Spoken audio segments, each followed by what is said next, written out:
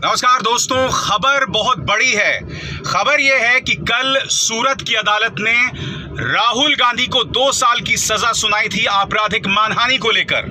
आज लोकसभा ने, जैसे कि आप अपने स्क्रीन पर देख सकते हैं, एक विज्ञप्ति जारी की है जिसमें इस बात की घोषणा की है कि राहुल गांधी की लोकसभा की सदस्यता को खारिज कर दिया गया है। जी हां, जैसा कि आप इस लेटर में देख सकते हैं, जो आपके स्क्रीन पर है, राहुल गांधी की लोकसभा की सदस्यता खारिज कर दी गई है। मैं आपको बता दूं, कल जो फैसला आया था सूरत की अदालत का, उसमें राहुल गांधी को, जो फिलहाल बेल में थे और उन्हें 30 दिन का समय दिया गया था इसके खिलाफ अपील करने के लिए, मगर उससे पहले ही लोकसभा ने उनकी सदस्यता है वो खारिज कर दी। यानी कि पहले भारतीय जनता पार्टी चाहती थी कि लंदन में दिए गए उनके भाषण के चलते उनकी लोकसभा की सदस्यता को खारिज कर दिया जाए। जब वो मामला नहीं बनता दिखाई दे रहा था, तो अब लोकसभा सेक्रेटेरिएट ने, यानी कहा जा सकता है कि लोकसभा के अध्यक्ष ओम बिरला ने यह फैसला लिया है और इस फैसले के अंतर्गत राहुल की सदस्यता जो है उसे खारिज कर दिया गया है। लोकसभा की सदस्यता खारिज कर दिया गया है। और मैं आपको बतला दूं कि आज बहुत जबरदस्त घटनाक्रम लोकसभा में भी हो रहा था, क्योंकि आज लोकसभा में जो विपक्ष है उसने मार्च किया था लोकसभा से लेकर राष्ट्रपति भवन तक, यह बतलाने के लिए कि किस तरह से विपक्ष के वजूद को ही खत्म किया जा रहा है। मगर अब इस फैसले के आने के बाद यह बात तय हो जाती है कि भारतीय जनता पार्टी किसी भी कीमत पर विपक्ष और उनके नेताओं का राजनीतिक खात्मा चाहती है। जैसे कि मैंने बताया, राहुल गांधी बेल पर थे, उस मुद्दे को लेकर वो उसके खिलाफ अपील कर सकते थे, मगर इंतजार किए बगैर लोकसभा ने उनकी सदस्यता को खारिज कर दिया है। तो एक तरह से कहा जा सकता है कि अब राहुल गांधी जो हैं कुछ लोगों की फहरिस्त में शामिल हो सकते हैं, क्योंकि मैं आपको बता दूं कि लक्षद्वीप के एक एमपी थे, अटेम्प्ट टू मर्डर में इसी तरह से उनकी सदस्यता गई थी। उसी तरह से आजम खान की जो विधायकी है वो इसी तरह से गई थी। न सिर्फ उनकी विधायकी गई थी दोस्तों, उन्हें डिस्क्वालीफाई किया गया था वोटिंग करने से भी। बात यानी कि लालू प्रसाद यादव फॉर्डर स्कैम में जब फंसे थे तो उनकी भी सदस्यता इसी तरह से गई थी। अब अगर अदालत उनके पक्ष में फैसला नहीं सुनाता है, अदालत से मेरा मतलब अगर ऊपरी अदालत जो है, यानी कि हाई कोर्ट या सुप्रीम कोर्ट राहुल गांधी के पक्ष में फैसला नहीं सुनाता है, तो इसका अर्थ क्या हुआ कि साल 2031 तक, जी हां, एक तरह से कहा जा सकता है कि राहुल गांधी जो हैं वो चुनाव नहीं लड़ पाएंगे। राहुल गांधी के लिए एक बहुत ही मुश्किल लम्हा है दोस्तों, और कांग्रेस और विपक्ष के लिए माना जा सकता है एक बहुत बड़ा झटका। मगर एक जुमले का इस्तेमाल अक्सर बीजेपी करती है, वो है आपदा में अवसर। यह आपदा जरूर है कांग्रेस के लिए, मगर यह मौका भी है कि उन्हें लामबंद हो सकते हैं वो भारतीय जनता पार्टी के खिलाफ, कि साम दाम दंड भेद के जरिए संस्थाओं का इस्तेमाल करके किस तरह से विपक्ष पर निशाना साधा जा रहा है दोस्तों। तो आज की बड़ी खबर, राहुल गांधी की लोकसभा की सदस्यता को, जैसा कि आप इस लेटर में देख सकते हैं, खारिज कर दिया गया है। और क्या क्या घटनाक्रम हुए लोकसभा में, आइए देखते हैं मेरी इस रिपोर्ट के जरिए।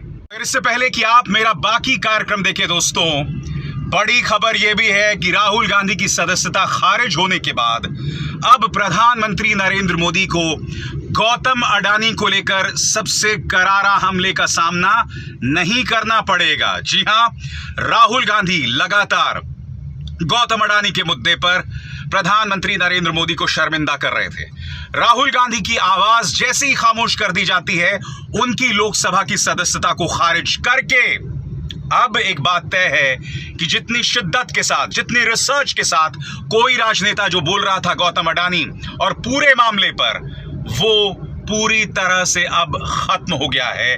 राहुल गांधी की लोकसभा की सदस्यता खत्म होने के साथ ही, आइए देखते हैं बाकी कार्यक्रम। नमस्कार, आज 2 महत्वपूर्ण घटनाक्रम हुए। करीब 14 विपक्षी पार्टी जो हैं वो सुप्रीम कोर्ट पहुंचे। मकसद क्या था मैं आपको बताता हूं। मकसद यह था कि पिछले कुछ अरसे से लगातार ईडी सीबीआई जांच एजेंसी के जरिए विपक्षी सांसदों, विधायकों, नेताओं पर हमला किया जा रहा है, उन्हें गिरफ्तार किया जा रहा है। लिहाजा सुप्रीम कोर्ट से गुहार लगाई जा रही है कि गिरफ्तारी को लेकर और पूरी प्रक्रिया को लेकर कुछ मानदंड तय किए जाएं, क्योंकि ईडी और सीबीआई का सिर्फ एक मकसद रह गया है, इनकम टैक्स का सिर्फ एक मकसद रह गया है कि चुनावों में भारतीय जनता पार्टी को जीत दिलाई जाए। ढेरों मिसालें आपके सामने। अरविंद केजरीवाल के जो दो नेता, चाहे मनीष सिसोदिया हो या फिर आपके सत्येंद्र जैन है, वो जेल में हैं। इसके अलावा नवाब मलिक जो कि एनसीपी से जुड़े हुए हैं, वो जेल में हैं। और देखा जाए तो न सिर्फ नेता बल्कि वो बिजनेस हाउसेस जो विपक्ष का समर्थन करते हैं, उन पर भी किसी ना किसी तरीके से दबिश डाली जा रही है। मैं आपको बतलाना चाहूंगा कि विपक्ष की तरफ से अभिषेक मनु सिंघवी जो हैं वो अगुवाई कर रहे हैं, और आज उन्होंने अदालत में क्या कहा वो मैं आपको पढ़ के सुनाना चाहता हूं। अभिषेक मनु सिंघवी ने chief justice of India DY Chandrachud को बताया कि राजनीतिक विरोधियों को गिरफ्तार करने के लिए केंद्र सरकार द्वारा कानून लागू करने वाली एजेंसीज के दुरुपयोग के खिलाफ 14 राजनीतिक दलों ने सुप्रीम कोर्ट का दरवाजा खटखटाया है। हम भविष्य के लिए दिशा निर्देश मांग रहे हैं।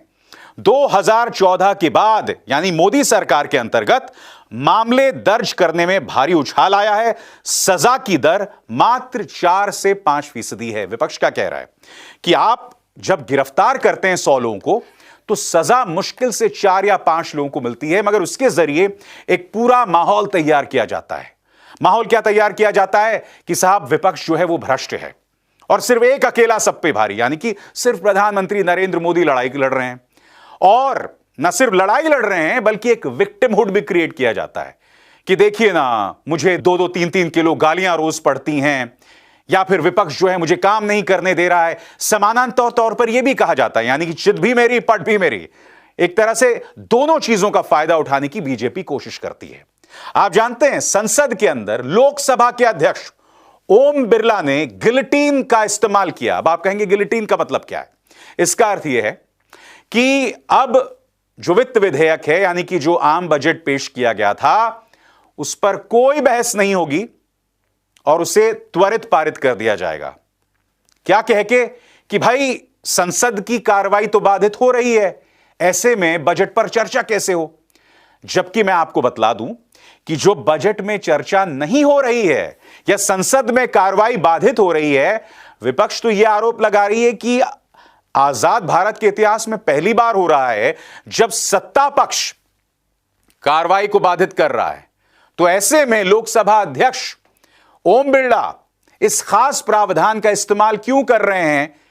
ताकि बजट पर चर्चा ना हो और वो वैसे ही पारित हो जाए। तो ये तमाम मुद्दे हैं जिसको लेकर जोर देने की जरूरत है, जो जनता के सामने लाने की जरूरत है। मगर ये लाएगा कौन? क्योंकि मीडिया का सिर्फ एक काम है, विपक्ष पर निशाना साधो और प्रधानमंत्री नरेंद्र मोदी को मसीहा स्वरूप भगवान तुल्य बता दो। तो ये तमाम चीजें हैं, इसमें विरोधाभास दिखाई दे रहा है, मगर इस विरोधाभास पर कोई बात नहीं करना चाहता है। आज का दिन बहुत महत्वपूर्ण है दोस्तों। आज विपक्ष जो है अपने वजूद की लड़ाई लड़ रहा है। याद कीजिए, जब राहुल गांधी को सजा सुनाई थी तो सबसे पहली प्रतिक्रिया किसकी तरफ से आई थी? अरविंद केजरीवाल की तरफ। उन्होंने सूरत की इस अदालत के फैसले से असहमति बतलाई थी। उनका यह भी कहना था कि आखिर क्या वजह है कि अदालतों की गाज, एजेंसीज की गाज सिर्फ विपक्ष के नेताओं पर पड़ती है। हालांकि जब राहुल गांधी को ईडी में बुलाया गया था तब वो खामोश थे। उसी तरह से जब मनीष सिसोदिया या सत्येंद्र जैन गिरफ्तार हुए थे तब कांग्रेस का एक बहुत बड़ा धड़ा उस पर जश्न मना रहा था। मगर अब विपक्ष समझ रहा है कि अगर हमने आज अपनी बात नहीं रखी तो एक ऐसा वक्त आएगा जब विपक्ष ही खत्म हो जाएगा। इसलिए बहुत जरूरी हो जाता है कि विपक्ष अपनी बात पुरजोर तरीके से रखे। यही वजह है कि आज अभिषेक मनु सिंघवी 14 विपक्षी दलों की नुमाइंदगी कर रहे हैं। और बात क्या हो रही है कि एजेंसीज के जरिए विपक्ष के आधार को पूरी तरह से खत्म किया जा रहा है। मगर क्या अदालती कार्रवाई से बात बन पाएगी? अगर इसका आसान सा जवाब दिया जाए तो नहीं। यकीनन अदालत ने इसकी सुनवाई की है और सुनवाई करने वाली है 5 अप्रैल को। इसका अर्थ क्या हुआ? यह बहुत बड़ा झटका है मोदी सरकार के लिए। इसका अर्थ यह हुआ कि अदालत भी मानती है, सुप्रीम कोर्ट भी मानती है कि दिक्कत तो है, गड़बड़ तो है, यानी ईडी और जांच एजेंसीज का इस्तेमाल हो रहा है विपक्ष के खिलाफ, तभी तो इस मुद्दे की सुनवाई हो रही है। और यह मत भूलिए, चुनाव आयोग की नियुक्ति को भी सुप्रीम कोर्ट ने, ये कहा जाए chief justice of India DY Chandrachud ने पलट दिया था। वो भी एक किस्म का आईना दिखाना है इस मोदी सरकार को। मगर जो मैं बात आपसे कह रहा था, वो क्या कह रहा था? मैं आपसे कह रहा हूं कि विपक्ष जहां अदालत तो जाए, अपनी बात जरूर रखे, वहीं समानांतर तौर पर उन्हें जनता के सामने अपनी बात पुरजोर तरीके से रखनी पड़ेगी। जनता को यह बताना होगा कि विपक्ष का एक किरदार है और इस किरदार को खत्म नहीं किया जा सकता। अगर भारत में विपक्ष खत्म हो गया तो लोकतंत्र खत्म हो जाएगा, क्योंकि आम जनता की आवाज तो विपक्ष ही उठाता है ना, मीडिया तो उठाता नहीं है। मीडिया में पापा की परियां और वो जो सम्मानित गुल्लू और कालू हैं, वो पत्रकारिता के नाम पर क्या कर रहे हैं हम सब जानते हैं। इसलिए बहुत जरूरी हो जाता है कि विपक्ष जनता के बीच जाए, जनता से कहे कि अगर विपक्ष को खत्म कर दिया जाएगा जांच एजेंसीज के जरिए, रसूख के जरिए, पैसे की ताकत के जरिए, तो खात्मा विपक्ष का नहीं होगा, लोकतंत्र का होगा। और इसीलिए बहुत जरूरी हो जाता है कि इस देश का विपक्ष बना रहे, उस प्रोपेगेंडा को खत्म किया जाए, एक्सपोज किया जाए जिसमें कहा जाता है कि एक अकेला सब पर भारी। मगर वो एक अकेला गौतम अडानी की बात नहीं करेगा, उन पर हिंडनबर्ग ने जो सवाल उठाए उस पर बात नहीं करेगा, बाजार के अंदर जो हाहाकार मच रहा है उनके कंपनी के शेयर्स को लेकर, उस पर गंभीरता से जांच नहीं होगी। संसद के अंदर मांग की जा रही है कि इस पर जेपीसी का गठन किया जाए, उस पर बात नहीं हो रही है। जबकि सुप्रीम कोर्ट ने अडानी मामले को लेकर दोहरी जांच के आदेश दे दिए हैं, मगर फिर भी जेपीसी की बात नहीं की जाएगी। मीडिया यह सवाल नहीं उठाएगा, विपक्ष ये सवाल उठा रहा है और इसी विपक्ष को खत्म करने की कोशिश की जा रही है। राहुल गांधी सिर्फ पहली कड़ी हैं दोस्तों। यकीनन इसमें दोहरी सोच है, एक तरफ राहुल गांधी को खत्म कर देना है राजनीतिक तौर पर, मगर दूसरी तरफ एक सोच यह भी है कि यह कहीं ना कहीं कांग्रेस में नए सिरे से ऊर्जा भरेगा, कांग्रेस को लामबंद करेगा। राहुल अगर एक राजनीतिक शहीद बन गए तो हो सकता है कि कांग्रेस इससे जो एनर्जाइज होगी, उसमें जो ऊर्जा आएगी, वो अगले एक साल में भारतीय जनता पार्टी से मुकाबला कर पाएगी, प्रधानमंत्री नरेंद्र मोदी के राजनीतिक करिश्मे से मुकाबला कर पाएगी। मगर क्या यह आसान है? तो इसका आसान सा जवाब यह है दोस्तों, आप यह भूल रहे हैं कि एक जमाना था जब एक राजनेता पर जोर आजमाइश होती थी, उसे टारगेट किया जाता था तो जनता में उसके प्रति सहानुभूति जागती थी। राहुल गांधी को दोहरी चुनौती है। साल 2009 से ही राहुल गांधी के खिलाफ लगातार भारतीय जनता पार्टी, उनके स्वर्गीय वकील जो एक जमाने में वित्त मंत्री भी थे, उनके सहारे और धन्ना सेठों का जो एक पूरा गुट है, उन्होंने राहुल गांधी की छवि पर निशाना साधा। दूसरी बात, जो पिछले 8 या 9 सालों से मीडिया के जरिए प्रोपेगेंडा फैलाया गया है, तो एक खास किस्म की श्रेणी बन गई है, वो है अंधभक्तों की। राहुल गांधी पे जो एक कार्रवाई हो रही है ना, एक बहुत बड़ा तबका है जो उस पर तालियां बजा रहा है, उस पर खुश हो रहा है। तो यह मान के चलिए कि कांग्रेस की चुनौती बहुत मुश्किल है। हो सकता है कि वो लामबंद हो जाए, हो सकता है कि राहुल गांधी को जिस तरह से टारगेट किया जा रहा है कांग्रेस और उग्र होकर मुकाबला करे, मगर उसका असली मुकाबला जनता क्या उसकी बात का विश्वास करेगी या नहीं करेगी, यह है उसका असली मुकाबला, यह है उसकी असली चुनौती। तो आज का दिन, जैसे मैंने बताया, बहुत अहम रहा। एक तरफ आम बजट पर या वित्त विधेयक पर बगैर चर्चा किए उसे पारित किया जा रहा है, जबकि संसद के अंदर गतिरोध तो सत्ता पक्ष ही उठा रहा है। दूसरी तरफ 14 विपक्षी दल जो हैं वो सुप्रीम कोर्ट पहुंचे अपनी वजूद बचाने को लेकर कि ईडी और सीबीआई जो है निशाने पर साध रहे हैं। अब अभिसार शर्मा को दीजिए इजाजत। नमस्कार।